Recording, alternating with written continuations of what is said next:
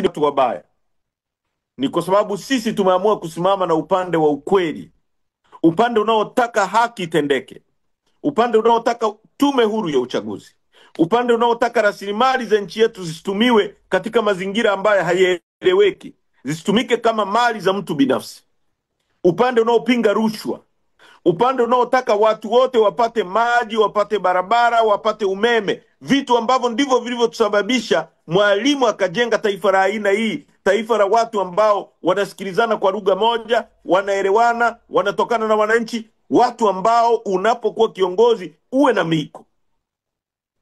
Leo hakuna miko ya uongozi. Watu wanaopata uongozi ni watu ambao taswira zao kwenye jamii ni watu wenye tuhuma mbaya, tuhuma za utekaji, tuhuma za wizi, tuhuma za ufisadi, tuhuma za uharibifu wa mali za umma. Kwa ndugu zangu wa Tanzania, siku ya leo ni siku muhimu katika taifa letu, ni siku ambayo tunakumbuka na tujirudi na tujikumbushe kwamba taifa letu limetoka kwenye msingi na mwelekeo ambao ulijengwa na baba wa taifa kuelekea. Kwa ni wajibu wetu sasa sisi kama vijana tulirudishe taifa hili katika misingi ambayo Mwalimu alitaka lielekee. Leo tunakutana na vijana wengi wanazungumza kuhusu ukosefu wa ajira. Mathalan, ukosefu wa ajira. Na viongozi wengi wa serikali wamekosa majibu kuhusu ukosefu wa ajira wa vijana wa nchi hii. Jibu rahisi tu, wanakuambia kwamba hata Marekani kuna shida ya ajira. Ukiwaambia wanakuambia hilo tatizo hata sehemu fulani lipo. Kwa kama kuna shida ya ajira Marekani, na sisi tukae kwenye shida ya ajira hata kama hatupaswi kuwa kwenye shida ya ajira. Hayo ni majibu ya watu ambao hawana uwezo wala uelewa wa nini wafanye kwenye mamlaka. Ukiangalia 40% ya budget ya nchi hii, 40% inaishia kwenye ufisadi na rushwa. Ukiangalia ajira ambazo tunaweza kurekebisha, mathalan tunapoweza kufufua kilimo chetu, au tunapoweza kusimamia zao moja tu la pamba ambalo tunafufua jineri alizotengeneza Mwalimu, tukatengeneza nyuzi kwenye jineri zetu, jineri zetu zikapeleka hizo nyuzi kwenye viwanda vya vitambaa, tukatengeneza nguo, tuna uwezo wa kuwa na watu karibia milioni 40 na kitu wameajiriwa kwenye textile industry, kwenye ushonaji wa nguo na viwanda vya nguo, na majority yao wakiwa wanawake.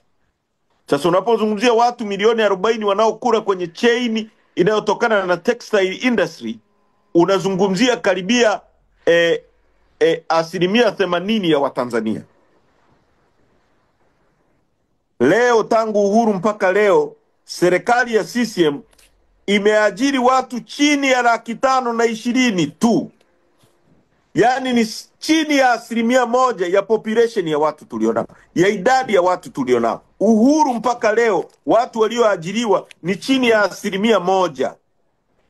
Sasa kama tumechukua miaka 60 na tuna wafanyakazi 500,000 na kitu, ili tufikishe wafanyakazi 1,000,000 tunahitaji miaka 60 mingine chini ya utaratibu kama huu.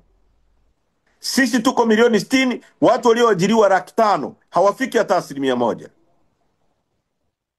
Ardhi yetu ipo, madini yetu yapo, kilimo tunaagiza sukari, tunaagiza ngano, tunaagiza mafuta ya kura, tunaagiza mchere kutoka Pakistani, lakini sisi tuna maji ya kuweza kulima kwenye mabwawa, kwenye mabonde, na tukazalisha mchere tukauza huko duniani.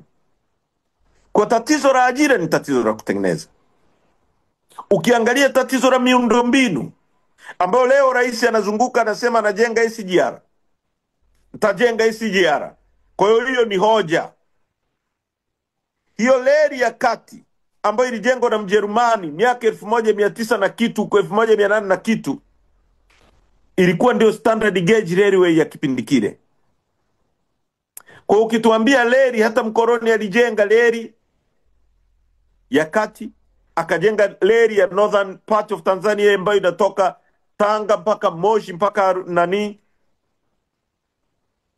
Mkoloni alijenga hata reli ya Tazara ambayo tulijenga na Wachina ni ya miaka ya nyuma kiasi hicho, na ndio ilikuwa standard gauge railway ya kipindi kile.